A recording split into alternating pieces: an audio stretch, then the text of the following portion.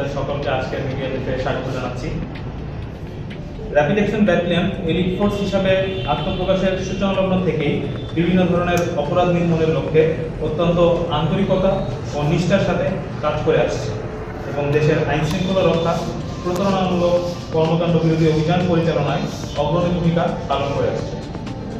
এই ধারে হোয়াটসঅ্যাপে অ্যাকাউন্ট খোলার মাধ্যমে সরকারের উচ্চপদস্থ কর্মকর্তা এবং সাধারণ মানুষের সাথে যোগাযোগ স্থাপন করে প্রতারণামূলক কর্মকাণ্ড চালিয়ে আসছে।